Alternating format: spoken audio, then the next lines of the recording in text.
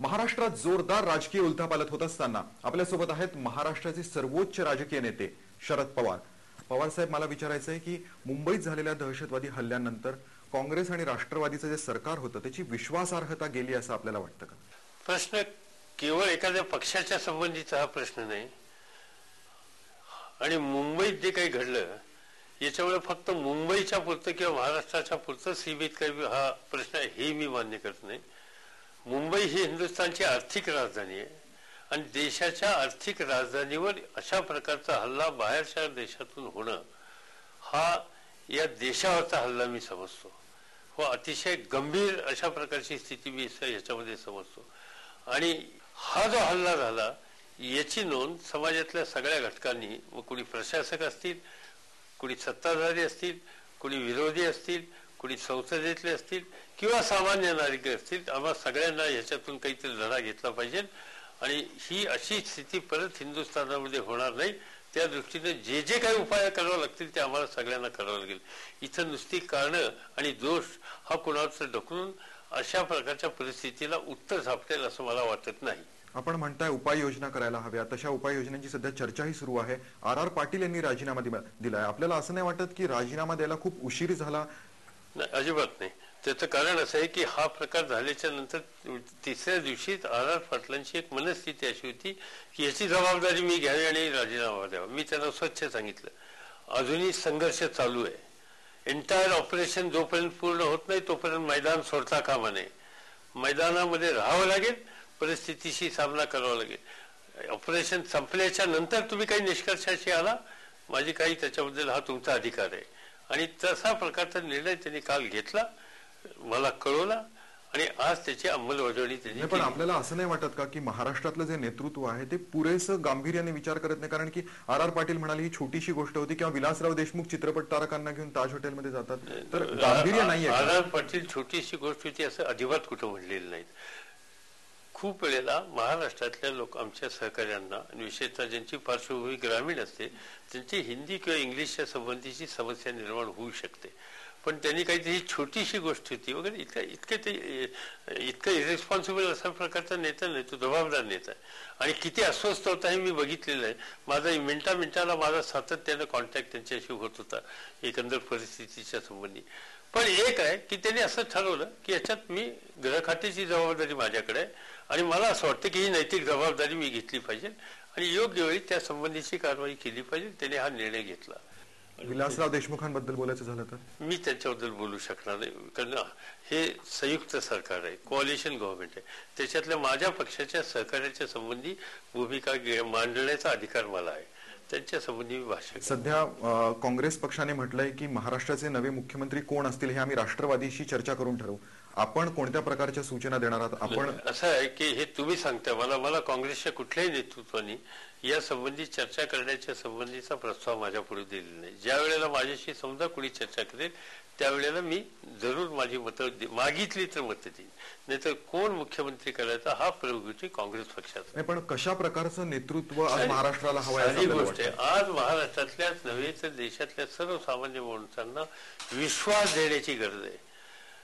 शाळेत गेलेला मुलगा संध्याकाळी सुखानं परत येईल, सुरक्षित परत येईल, या प्रकारचा विश्वास त्या मुलाच्या मातेला दिला पाहिजे. आणि हे विश्वासाचं वातावरण तयार करणं, रिझल्ट तशा पद्धतीचे देणं, त्यासाठी करेक्टिव्ह ऍक्शन घेणं आज या राज्यातल्या नेतृत्वाची गरज आहे. आणि या राज्यात जे कोणी सार्वजनिक जीवनामध्ये, प्रशासनामध्ये आहेत त्या सगळ्यांची सामुदायिक जबाबदारी.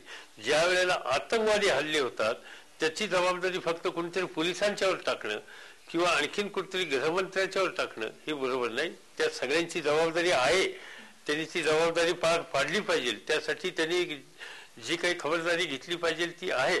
परंतु या सगळ्यामध्ये हा हल्ला या देशावर आहे आणि देशावर ज्यावेळेला हल्ला होतो तर आमच्या सगळ्यांची जबाबदारी आहे की ही स्थिती आम्ही परत येऊन देणार नाही.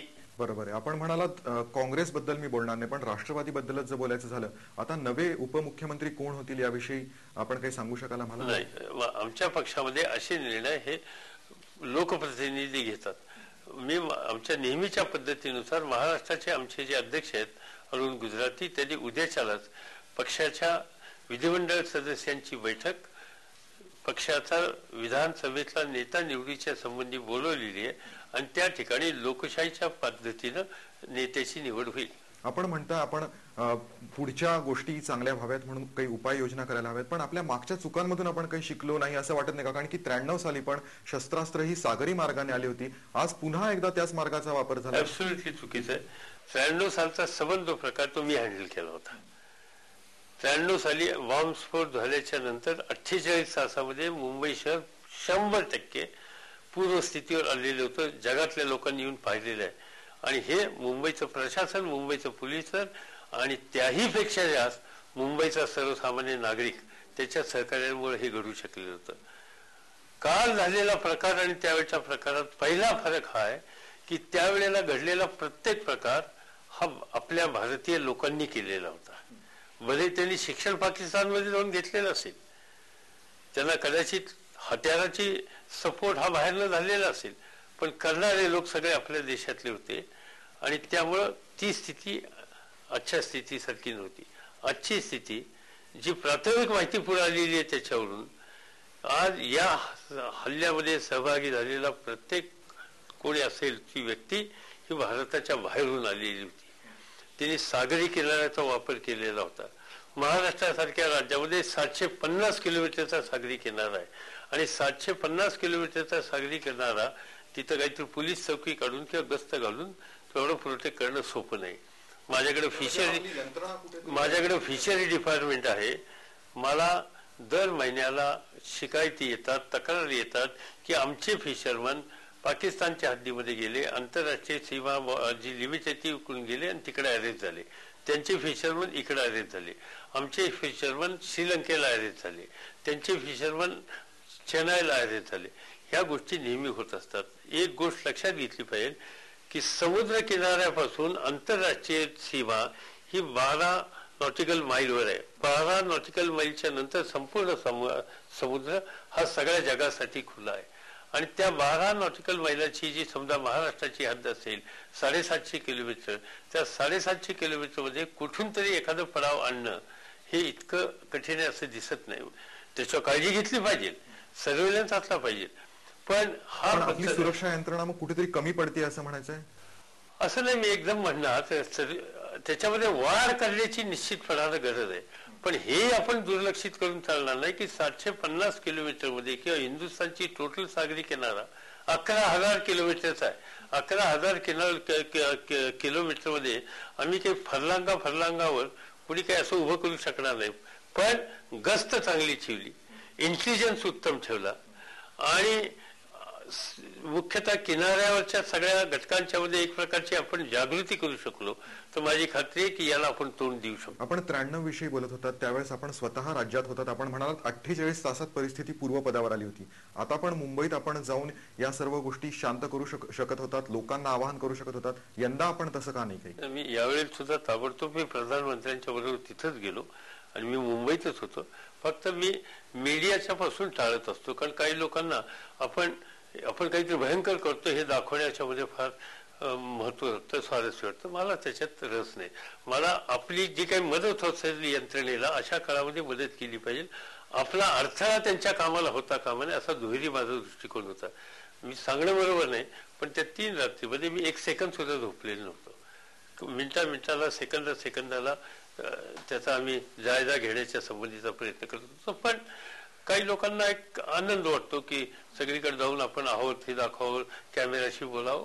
नाही, मला वाटत नाही. आपण एवढे उद्विग्न होतात, पण याचा लोकांमध्ये मात्र दुसरंच काहीतरी इम्प्रेशन आहे. लोक मात्र राजकारण्यांवर खूप राग व्यक्त करतात. लोकांचा राग व्यक्त करायचा अधिकार आहे, कारण जे लोक आम्हाला अधिकार देतात त्या लोकांना रागवायचा अधिकार आहे. जे लोक आम्हाला सन्मान देतात त्यांना आम्हाला रागवायचा अधिकार आहे. आणि एवढ्या मोठ्या प्रमाणात जर हादसा झाला, लोक मृत्युमुखी पडले, तर लोकांचा राग ह्याच्यामध्ये आला तर काही चुकीचं नाही. आणि म्हणून त्या रागातून आम्ही शिकलं पाहिजे आणि दुरुस्तीच्या संबंधीचे निर्णय घेऊन त्याचे रिझल्ट आम्ही दिले पाहिजेत आणि ती जबाबदारी निश्चितपणाने आमच्यावर आहे. एक क्रिकेट बद्दल प्रश्न विचारतो पटकन. क्रिकेट आपण ICCचे अध्यक्ष होणार आहात. काही इंग्लंडच्या काही खेळाडूंनी म्हटलं आम्ही भारतात यास तयार नाही होत. अशी बातमी आहे की भारताची टीम पण पाकिस्तानात जाणार नाहीये. तर यामुळे एकूणच क्रिकेटवरती परिणाम होणार आहे, क्रिकेट जगतावर परिणाम होणार आहे असं आपल्याला वाटतं आणि हा किती काळ राहील? माझ्या मते तात्पुरती स्थिती आहे. माझी माहिती अशी आहे की इंग्लंडची टीम ही लवकरच परत येण्याच्यासाठी उत्सुक आहे. इंग्लंड बोर्डाच्या अध्यक्षांचा कालच मला मेसेज आलेला आहे.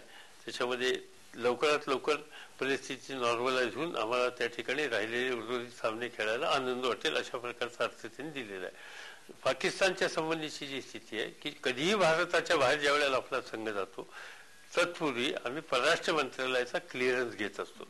त्याप्रमाणे फॉरेन मिनिस्ट्रीचा त्याच्यावरचा क्लिअरन्स यायचा आहे आणि फॉरेन मिनिस्ट्रीचा क्लिअरन्स आल्याच्या नंतर त्या संबंधीचा अंतिम निर्णय घेतला जाईल.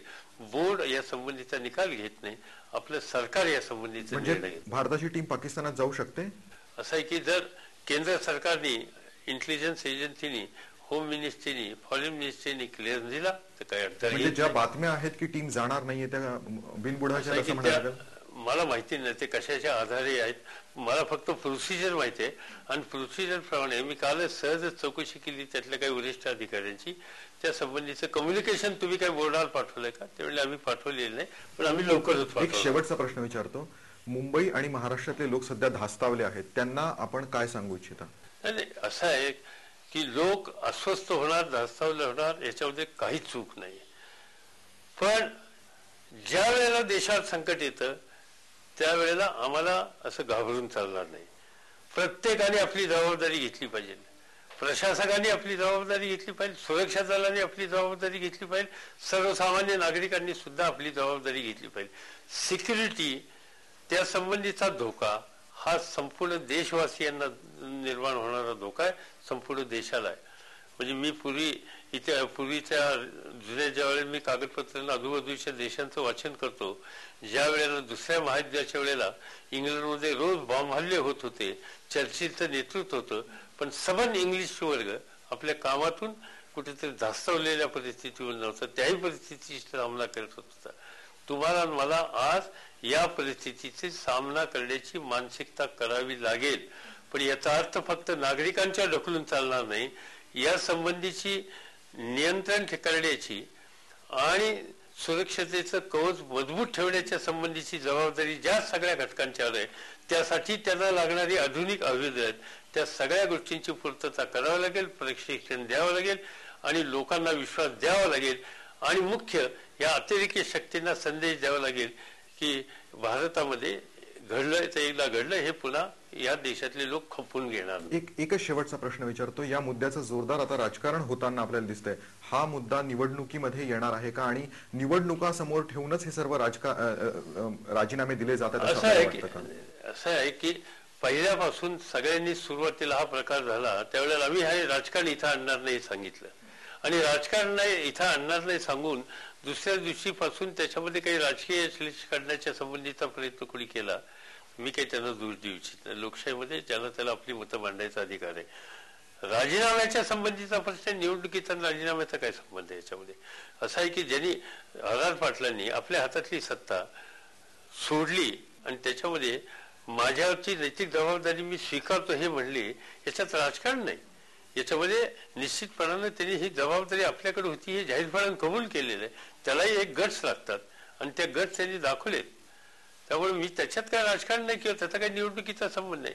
आणि दुसरी गोष्ट अशी की ज्या वेळेला देशाच्या सिक्युरिटीची समस्या निर्माण होते, आपल्या देशातल्या नागरिकांच्या भविष्याचा आणि सुरक्षेचा प्रश्न येतो, त्याच्यासाठी जर कोणीतरी निवडणुकीचा मुद्दा केला तर त्याची चिंता मी करणार नाही. निवडणूक येते आणि जाते, पण या देशातल्या माणसाची सुरक्षितता ही जपलीच पाहिजे आणि देशाचं रक्षण हे केलंच पाहिजे, त्याच्यामध्ये तडजोड नाही. पवार साहेब, IBN लोकमतशी बातचीत केल्याबद्दल धन्यवाद.